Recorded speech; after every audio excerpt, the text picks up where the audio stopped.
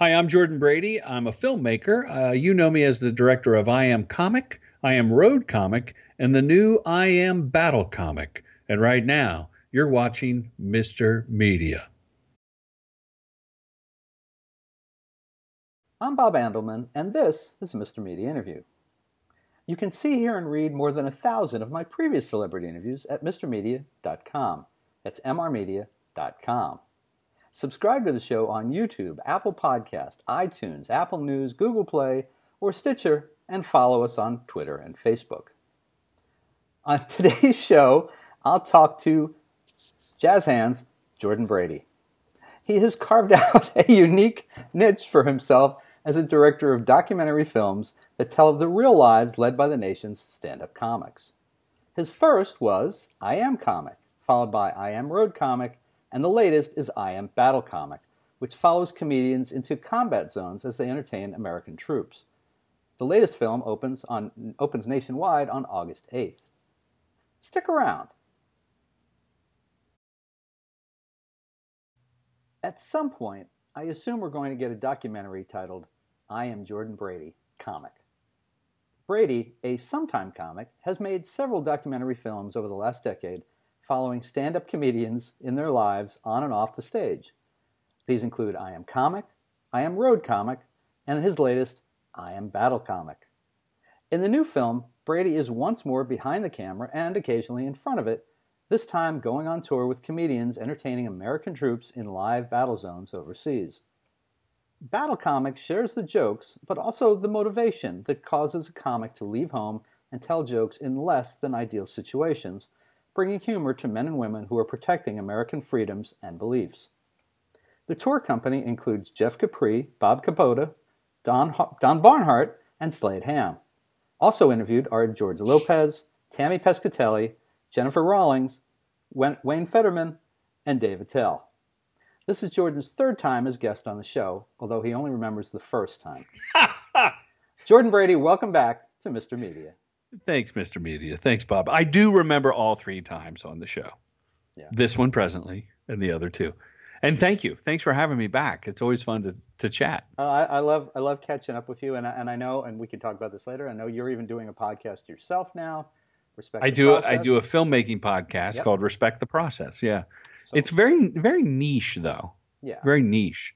You're Mr. Media. That allows you to talk about anything related to media. That's true.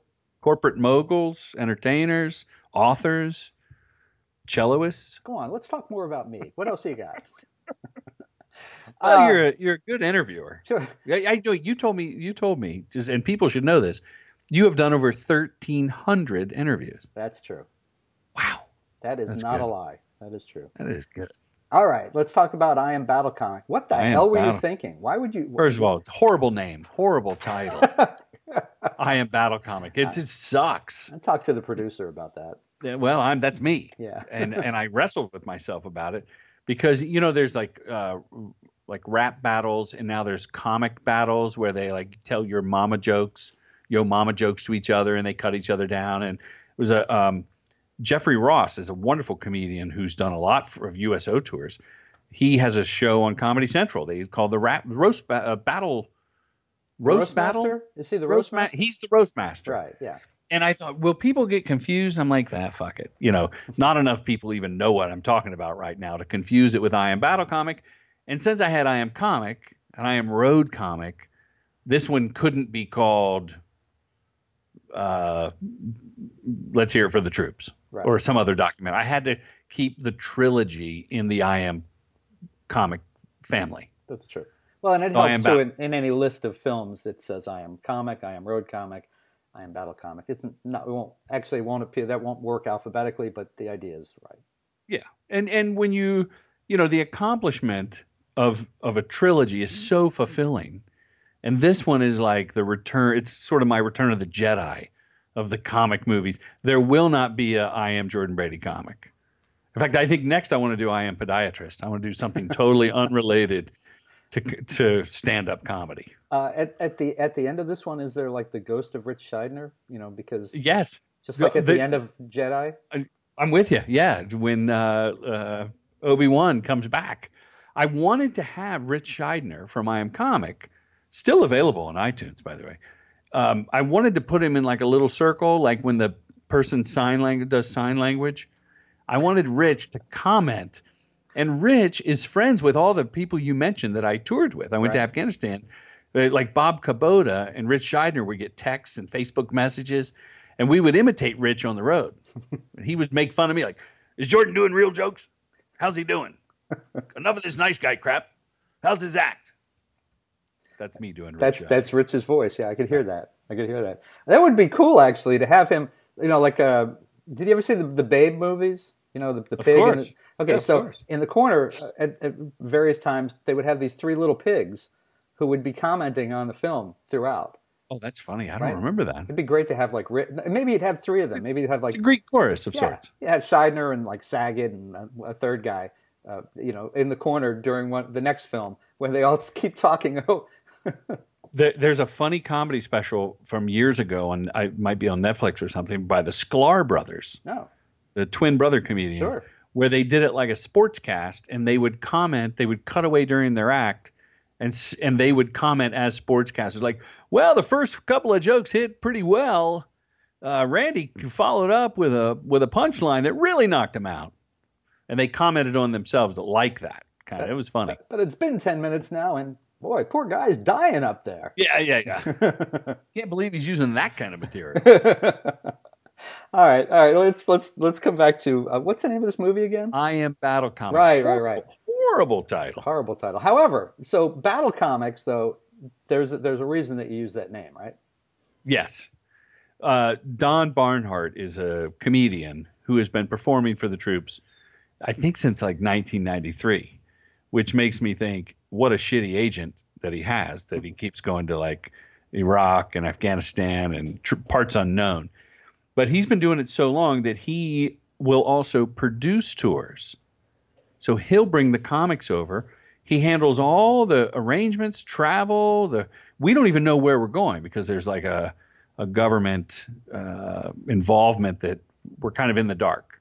You know when you're leaving America, you know when you're coming back, but they don't tell you, right? Because loose lips sink ships. So they don't want anybody to get hurt.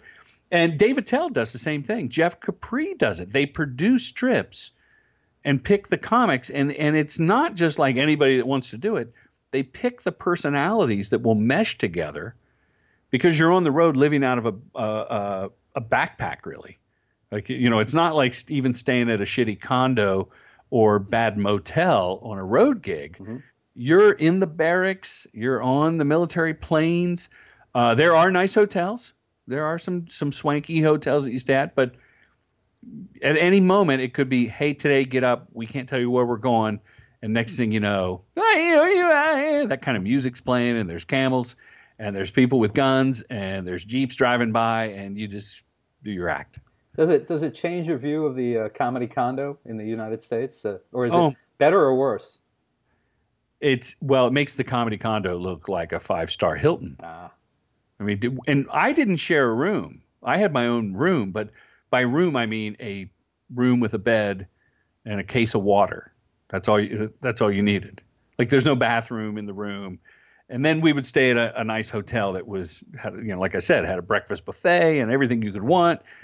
And then some of the guys who have done these tours, and by guys I mean men and women, like Tammy Pescatelli and Jennifer Rawlings in the film talk about going to these forward operating bases, FOBs they call them, where it's tents, just like the troops. And you're sleeping on a cot, or you're sleeping in one of those Quonset huts, like a canvas hut in 110 degrees. And I didn't get to do that. I don't know why.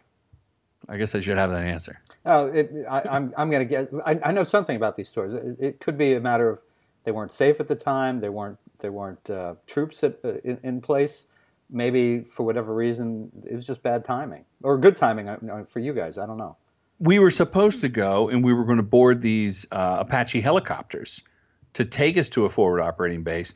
And it was raining, and it was something about the rain and the timing of getting us there when the troops were actually out.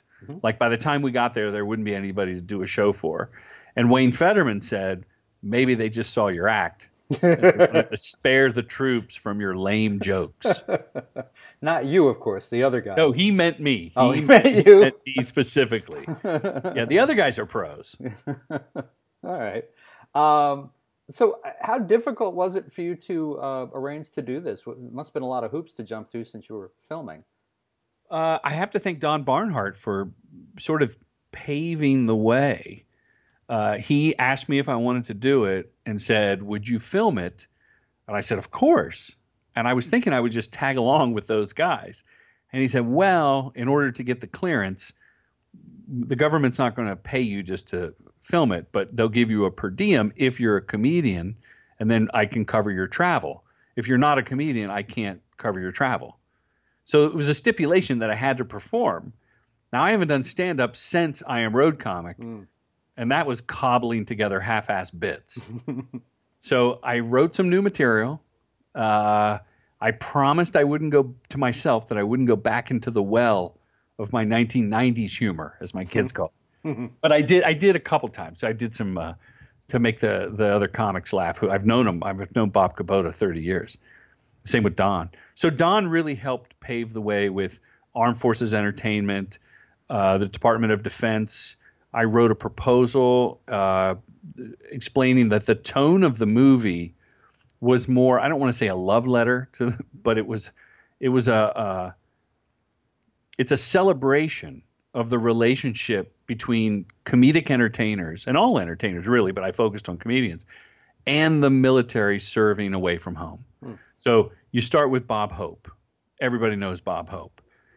Most people know Robin Williams.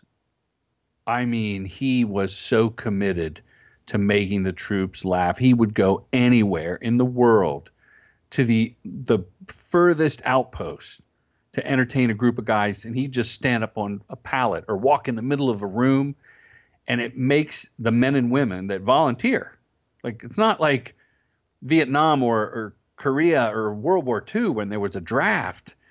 These men and women that are over there have volunteered to do this. So that an entertainer would go so far, it means the world to them. And that's what I learned, man. I didn't know going over how much the troops appreciated us showing up. And it's addictive. And you were the feeling, the gratitude that they give, and that you feel like you're of service. You feel like you're helping in some small way, and it's an addictive feeling. I was going to say, and you're also raising funds, right, to support, to support charities that support military personnel, veterans, and families? Yes. Okay, so I come back. I'm in the editing room, which you're looking at right now. This is where I edited the movie. That's a picture of Phyllis Diller right there. It's a self-portrait that she gave me when I interviewed her for I Am Comic. By gave, I mean sold me for a couple $100. Oh, okay. What a fabulous comedian, by the way. Anyway, I digress. You asked me the charity element. Okay, so I come home and I'm editing this footage, and I had this, you can tell just from, it emotionally affected me about how much sacrifice is going on, not just from the men and women that serve, but also their families back home. And when I've known Dave Attell a long time. He was in I Am Comic, and I interviewed him for I Am Battle Comic. And I looked on his website, and he had a site, a button to click to donate for National Military Family Association. And I go, hey, what's up with that? And he goes, man, these guys, they send kids to camp when their parents are deployed, and they can meet other kids whose parents are deployed. And I stopped to think about that. Like, wow, if your mom or dad was in the service, like in Iraq for a year, came home for a couple of months, had to go back, like that would affect a kid. So they meet other kids. And I go, what a great charity. Then someone turned me on to Operation Gratitude. They pack up care packages, send them all around the world. I'm like, wow, what a great charity. So between that and the Semper Fi Fund for veterans' sake, they're giving therapy dogs to veterans. We started going around to different cities, and we just gave the door, all the ticket sales to a different charity. And between 7 cities, this little independent film with a ragtag group of comedians has so far raised over $25,000. Wow. I'm really happy about that. So and then I hooked up with the distributor, Monterey Media, who distributed I Am Comic, and they're such wonderful, wonderful people that care about every film. And I told them, my goal was $50,000, and I'm only halfway there. And they said, well, why don't we make some affiliate buttons on our website? So right now, people watching Mr. Media can go to Monterey Media or IamBattleComic.com, right? You go to IamBattleComics.com, click on National Military Family logo, and a portion of that of the sale will go to that charity. Oh, cool. So I'm hoping, if it takes another year to raise my goal of $50,000, it's a drop in the bucket for what they need. Like the USO is nonprofit. Like I always think of them as a government agency. That's not true. Right. Yeah. And I gotta tell you, I donated with Monterey Media. We gave 500 copies of I Am Comic, and then 500 copies of I Am Road Comic to Operation Gratitude to go into the care packages, with candy and letters and toiletries and things that soldiers and airmen and Navy sailors and people need, and Marines. But I said, hey, we got to spread out these movies. I don't want two guys in the same bunk getting the same movie. Like, they're good documentaries. They're not that good. Wayne Fetterman told me they all came back. See what you did there? Sorry. See what you did, Bob? You brought it around. Well played, sir. Sorry. Go ahead. That was fine. Wayne Fetterman has a funny line in the movie. He says, I don't think, everyone says, oh, it was brave of you. He goes, I don't think I was brave, but I was around brave people. It was more like I was in the vicinity of bravery, which should be the name of this documentary. So as a friend, I thought, actually, in the vicinity of bravery would be a funny title for a documentary about doing comedy for the troops. But I was like, let me just go with a shitty title, I Am Battle Comic. Horrible title. No. But, in the vicinity of bravery would be a great buddy comedy. In the vicinity of bravery. That is a good buddy comedy. Yeah. One guy kicking his heels, not wanting to go. The other guy gung-ho, let's go get Exactly. And you know who winds up being the hero, right? What? The reluctant one. Yeah, of course. Yeah. Who would you cast in the vicinity of bravery? Well, if it hadn't already been done, I'd say Bruce Willis and Tracy Morgan, but we know how that turned out. Oh, yeah. I've had Kevin Smith on the show. Oh, yeah? Have you had Kevin Smith on Mr. Media? Interesting. He directed that movie. That movie? Right. The Bruce Willis. Yeah, said it was the worst thing, his worst experience of his life, I think, right? I have not had Kevin on, although we're both Jersey boys. But when he started doing his podcast, he started with the Smodcast Network.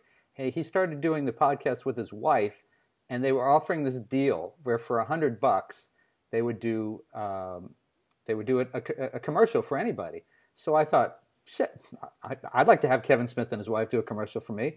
So, and they wrote it themselves. He just made it up on. So I sent him $100. 2 weeks later, he does the show, and there's this it's like 4 minutes long. He's talking about this guy, Mr. Media, and he's talking about how big my balls are, and it was spectacular.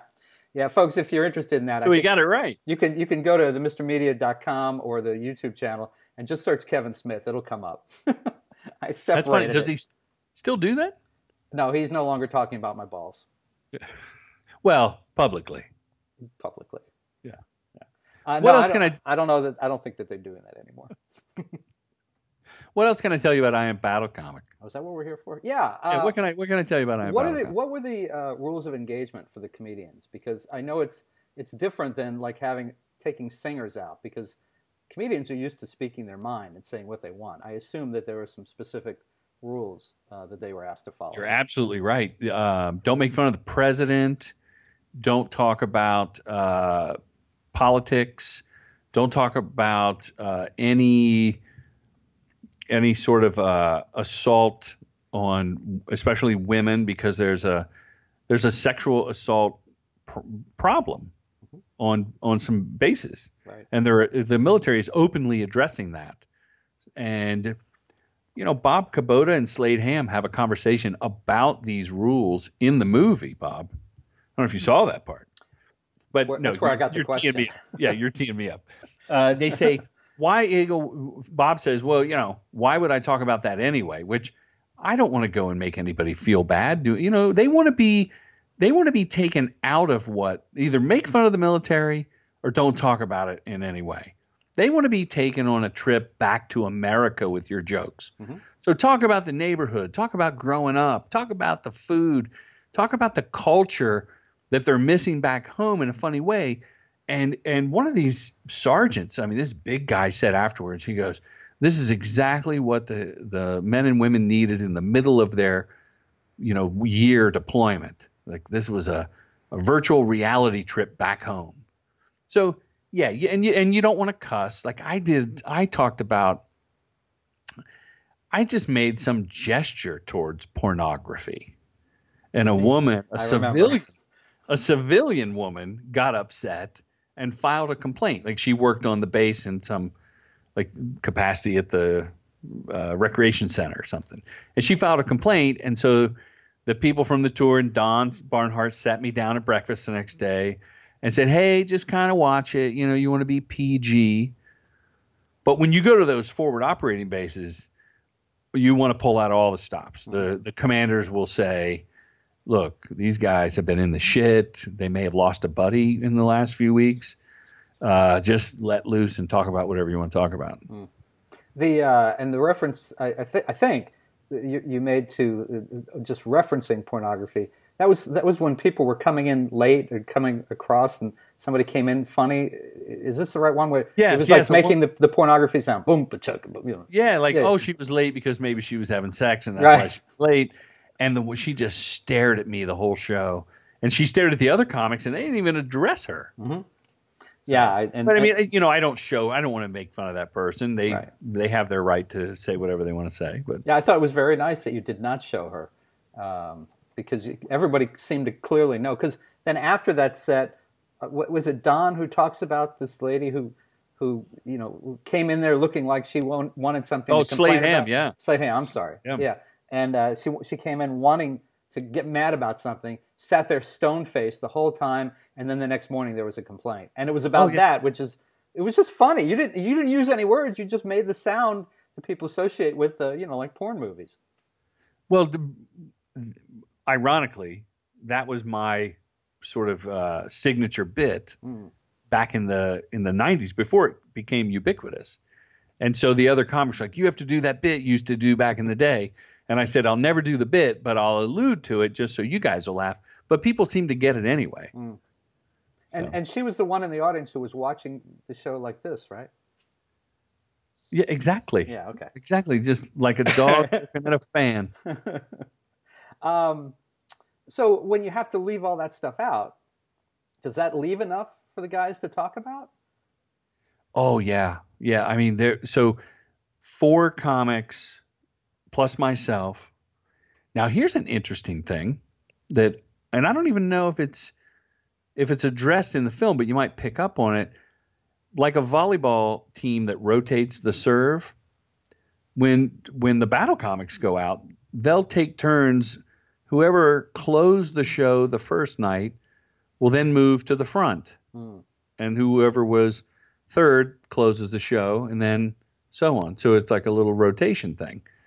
Well, when you put a Jordan Brady on your tour as the 5th man, he ain't closing no show. In fact, he's not going to follow anybody. So I went first. I was the sacrificial lamb every show, which meant I went up cold. I introduced myself sometimes. They were still adjusting the sound system while jets are flying over, like in Spinal Tap. Or a young lieutenant or sergeant would introduce me, just like reading a card going, okay, our first comedian is Gordon Bradley. And you take the stage cold. So there are difficulties in going first, but I was not going to follow Slade Ham or Bob Kubota's one-liners or Jeff Capri's finesse or Don Barnhart's stories that, they have it down. They know the military. They know what pushes the military's buttons to laugh. And they said, hey, if you don't want to go first, we'll go first, dude. We'll put you in the middle. No, I'll struggle, but I'll take that opening spot. Probably a good move. Hey, Jordan, I'm just going to ask, can you drift just a little bit to your left? Right? Yeah, that's better. Good. I was waiting to see if you were going to go completely out of frame or just you kept bringing yourself back. And it's like this. Hi, everybody. Yeah. And I can't exactly see how the split screen is until we're done. So I just, hope for the best. I'm centered right now. You are centered right there. So why do these guys do it? Because all the guys that you were out with, they've done it before, right? There was nobody else who was a first time. Yeah, like I said, it's addictive. I went obviously because I thought it was a wonderful opportunity to travel and to go places I would never go. Mm-hmm. And I went because I felt I have been like the gauntlet was thrown down. Do you want to go and entertain the troops? Getting over in my head, like, can I entertain the troops was the question. But how could I turn this opportunity down? Someone's asking that I be of service and I can do it. What a privilege. So that's the first couple of reasons, the experience once in a lifetime and a sense of duty. As Don Barnard says, we're water boys for the Super Bowl team. You're playing your part. But here's why they keep doing it year after year. It's the gratitude they feel after the show. You line up, everyone shakes your hand. They want your autograph. Like, who am I? They want to talk to you. They want to tell you like, oh man, like I heard him tell the other guys, I saw you on that Comedy Central thing. And, it's that connection and it's a distraction from the day in, day out. Like right now, things are beefing up again in Afghanistan and in Syria now. But I went spring of 2016. In fact, while I was traveling, Brussels was attacked. And shortly before that was Paris. Mm-hmm. And so, but while traveling to Afghanistan, there was a bomb in Brussels and it was a little scary, right? So what was my point? Why do you go back? You're a distraction. You, the comedian, are the distraction. Mm-hmm. Some days they're bored stiff. There's nothing going on. And then there'll be 2 weeks straight of firefights, going out, shootings. And I think I just even accidents that happen. I mean, you're around artillery and Afghanistan is littered with bombs from the 80s when the Russians were there. Like it's fucked up. Mm-hmm. So I would go back in a heartbeat. The other thing and it's addressed in the film, is that there's even a high suicide rate. People hurt themselves and they'll take their life on base. And by doing a comedy show, whether it's endorphins or just mentally, it kind of gives you a reset. People laugh, and the comics have said they got letters from parents that my kid wrote me about your show and I wanted to thank you. So that's someone taking the time to write, and then a parent taking the time to seek out Bob Kubota wherever he is in the world and say, I just wanted to say thank you. So there is an actual result in going over and performing. Mm-hmm. Jordan, you're a grown-ass man. You've got kids, married, you've got a business, you've got a podcast. We all know how important that is, responsibility. What did you learn about yourself, though, that you did not know by making this trip? About yourself, about the military, and about even the countries and the places that you went that you did not know before? On the surface, I learned that there are far more Bennigan's, TGI Fridays, and Kentucky Fried Chickens in the Middle East than I ever imagined. I'd seen one of the Sex and the City movies on a plane, and like Bahrain was like Vegas with people in burqas. But what I learned about myself, Bob, all kidding aside, is, I'm a lot John Lennon, and I hate the war. Mm-hmm. I protested against the lack of weapons of mass destruction. Even before that, was it our place? Marched my kids against the first George Bush invading. And so I'm a lot John Lennon. And what I learned after this was maybe I'm a little John Wayne.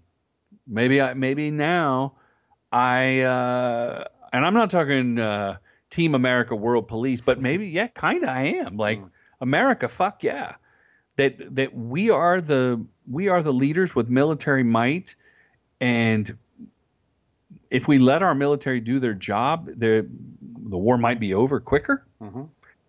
And the big thing I learned was that, and I struggled on the way over. I struggled thinking, I don't support the war. How am I going to go support the troops? I've always supported the troops. I went to officer candidate school when I was 18 for the Marine Corps. And I dropped out of college, and they said, you either get back in college and finish part 2 of officer candidate school, or you're going in the Navy brig. And I said, is there another option? Is you can pay us back all the money we gave you for college. And so I gave the captain, the recruiter, cash, like $1,100, which in college money in my day was that's like $1 million. Right. And we shook hands, and I was out. So I've always felt like it was our duty to serve. Mm-hmm. My father was in the Navy. My grandfather was in the Navy. I have a cousin who did 2 tours in the Middle East, in Iraq and Afghanistan. So I've always felt it was a duty, and this was cathartic for me. Like, I got to do my small part. But when I say the John Wayne thing, it's like I saw the danger that these guys put themselves in, and you can hate the war, but you can support the troops because they are there now. Mm-hmm. They didn't vote to go to war. They enlisted, or they signed up to be an officer. And we could talk all day about why we shouldn't be there, or maybe we should, but we are. And when we have troops around the globe, America is safer. I get to run a podcast. I get to be liberal. They protect my right to free speech. And in all honesty, I think that they are stopping bad things from happening in the United States that you and I will never know about. At the root, like cutting a weed off at the root before shit happens. Like, we in America, we don't have, I mean, knock on wood, we were attacked at Pearl Harbor. We were attacked the Twin Towers. You could say the Boston Marathon. The Pentagon. And the Pentagon. Other than that, I mean, that's relative to living in Tel Aviv or Manchester now or Paris, Brussels. It's just Europe they're feeling it. And I think we're better protected because of our presence, our global presence. That's the John Wayne. Yeah. But the wives of people serving back home, that opened my eyes. I never thought, or the husband whose wife is now away for a year. He's raising the kids. That to me was kind of off my radar. And so that affected me a lot. And it led to the charity screenings. Like, wow, I gotta do something with this. This is not like I Am Comic is a bunch of laughs and what makes a dick joke funnier than a fart joke. It's not I Am Road Comic where, Wayne Fetterman and I try to not pay for food for 4 days. Right. We try to eat shitty gas station muffins and free buffets. Right? It's not that. There's a little more gravitas because of the reasons I've said. So I know that was a long-winded thing, and I hope it makes sense for your listeners, but it really affected me. I think one of the biggest differences between the way today's military is seen and, say, 50 years ago when we were in Vietnam, I know when I was like 8, 9, 10 years old, is that, first of all, then you were drafted, you didn't enlist. Primarily, there were people who enlisted, but also that we respect the troops now. I think most people respect the troops and the job they have to do and the importance of it, whether they respect the reason they're overseas doing it or not. During Vietnam, a vast majority of people were against the war and then turned their anxiety or their anguish about the war on the soldiers, and they were not welcomed home. They were not treated with respect. I As don't if think as if they caused it. right, and I don't think that's the case anymore. And that may be the benefit of Absolutely agree. yeah. I mean, maybe the internet helps with stuff like that because we know more about what's going on. We understand that the troops are our neighbors and men and women. They're not baby killers, as the accusation went so strongly in Vietnam. So things like what you guys did and what these guys do, what Don Barnhart does, and taking these groups over, I think it's much more respected. I think that's the biggest difference.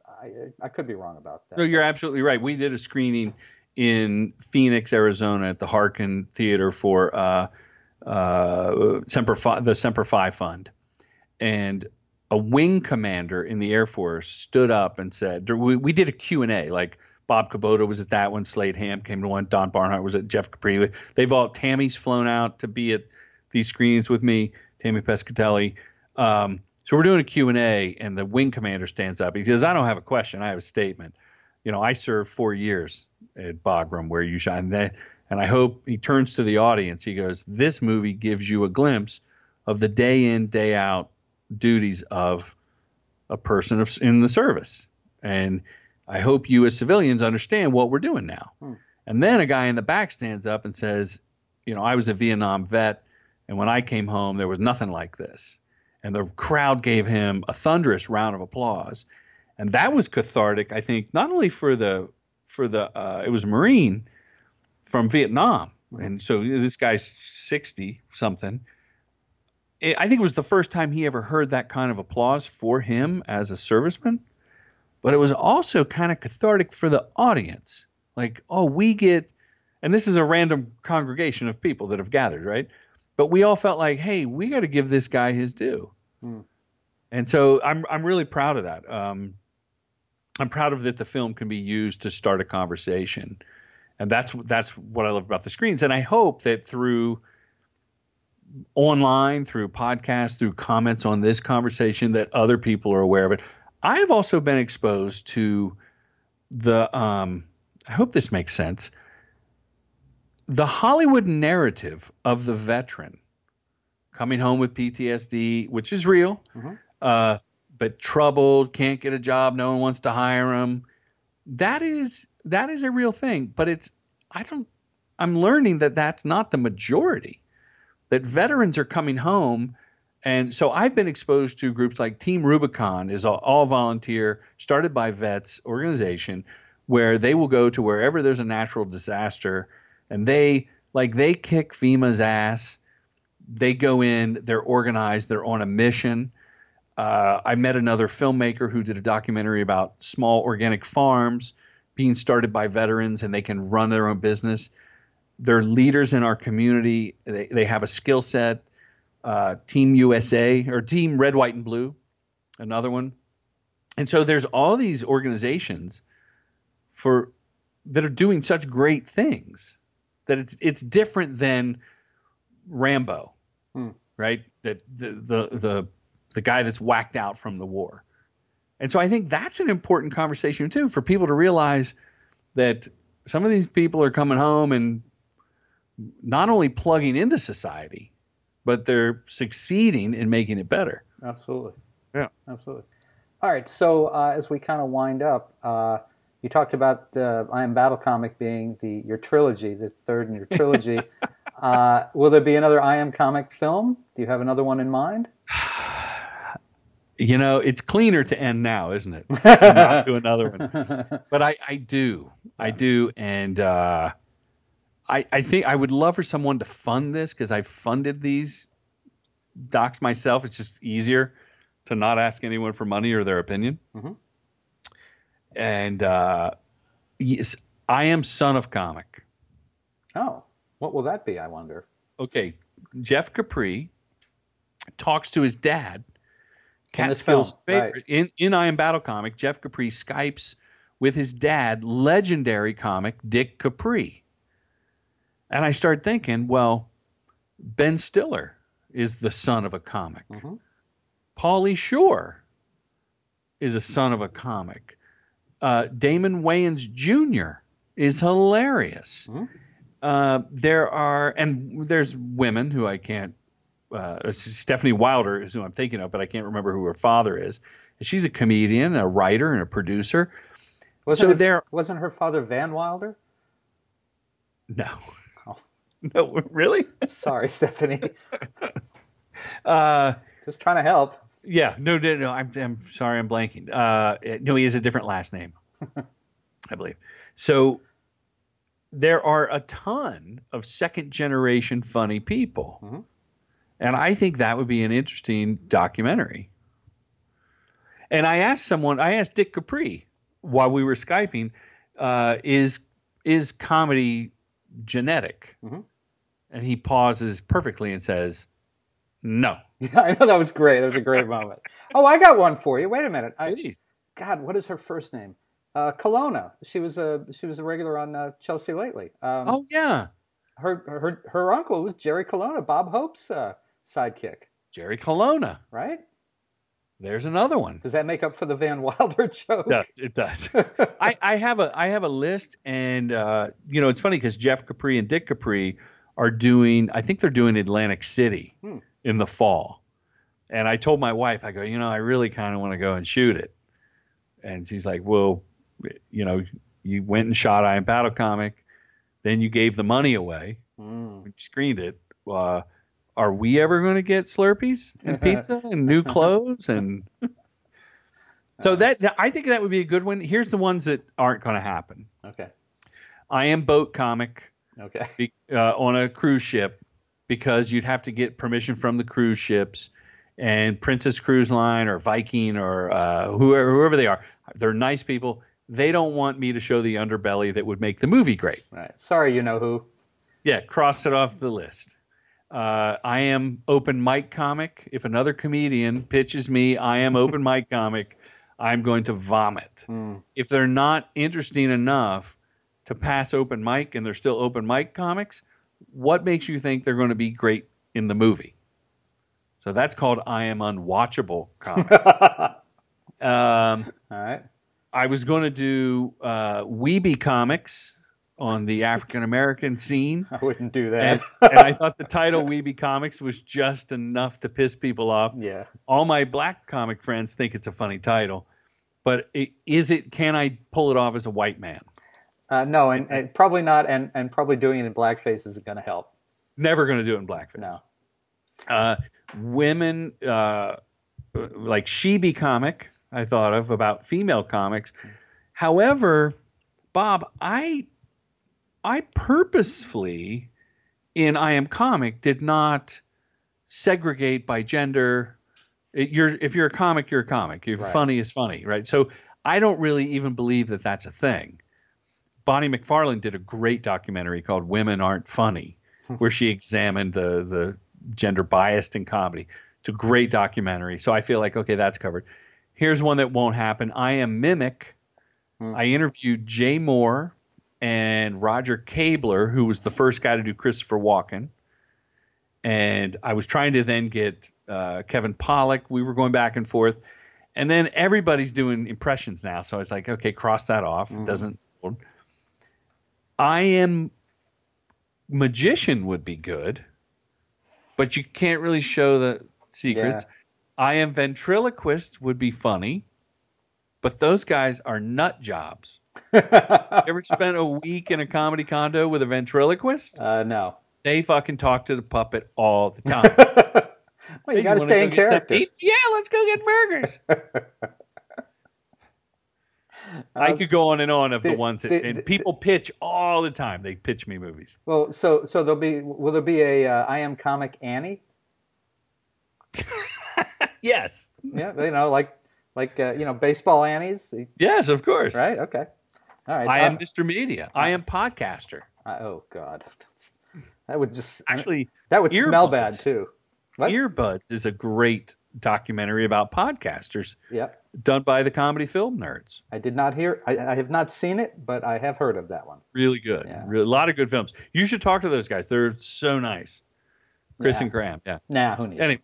No, I'm just kidding. Sure, call us, guys. Okay. And then, of course, the last thing I got to ask you, finally, where is Djibouti? It's right below Jabal's. Thank you. Folks, Sorry. I really do watch the movies. God, I love your stock in my. You were up here, like you were an A. Now you're down like here. plus. No, that you set me up for that is wonderful. Oh, you're welcome. You're welcome. Folks, listen, you can see Jordan Brady's latest documentary about the stand-up comedy life, I Am Battle Comic, when it opens nationwide on August 8th via digital download, DVD, and VOD. That's video on demand release. Jordan is also raising funds to support, as he mentioned, charities that support our military personnel, veterans and their families, such as National Military Family Association, Semper Fi Fund, Operation Gratitude, and For Veterans' Sake. Also, you can USO, anybody, you don't even have to do it through the movie. Like, yes, get the movie, but look around your local community, and if there's a wonderful organization that reaches your heart, mm-hmm. I implore your listeners to just donate a couple bucks, because the men and women that volunteer and their families are the ones making shit like this possible. Mm-hmm. And also, you might want to download and buy a couple of Jordan's movies, because his wife would really like a Slurpee. Damn. How do people catch your podcast, Respect the Process? Where can they find that? Respect the Process on iTunes, and everything's at jordanbrady.com. Okay. Like there's links to the movie, there's links to my commercials if you're interested, there's links to the podcast. It's filmmakers, cinematographers, producers, directors, makeup artists. It's all the craftsmen and women that make commercials. Ad execs, a lot of ad execs. It's inside baseball mm-hmm. for commercial advertising. And Twitter, Facebook, they can find that. Yeah, Twitter. Oh, I love Twitter. I tweet like a monkey with his hand on that heroin button. Director Jordan Brady, D-I-R Jordan Brady. Okay, all right. And I Am Battle Comic movie, but that's not as fun. No. Jordan, it is great to see you again. Welcome likewise, to the three-timer club. Right now, the most number of visits, I have two guys who've hit 5. So you're gonna have to come back a few more times to get that jacket. Yeah. Okay. But thanks for having me, Bob. My pleasure. Great to see you, and thanks for joining us on Mr. Media today. See you later. Thanks, everybody.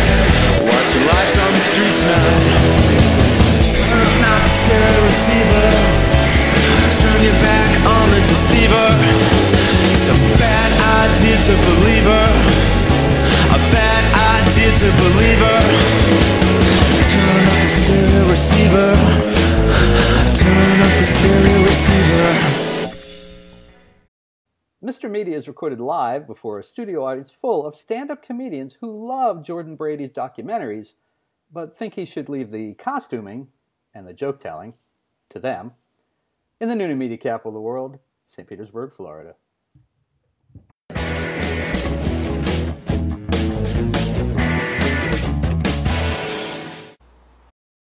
Hi, this is Rich Scheidner. And if you've ever wondered what it was like to be a stand-up comedian in the 1980s, I'm going to do you a big favor.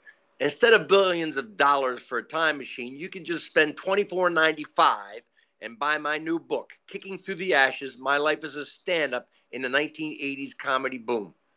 It will save you money and give you thrills. It will take you there. Go to my website, richscheidner.com, go to amazon.com, and buy this book. Also interviewed are Carlos Mencia, Jennifer Rawlings, Wayne Fetterman, and Dave Attell. This is Jordan's third time as a guest on the show, whether he remembers the second time or not. Jordan Brady, welcome back to Mr. Media. Bob. Yes, Jordan.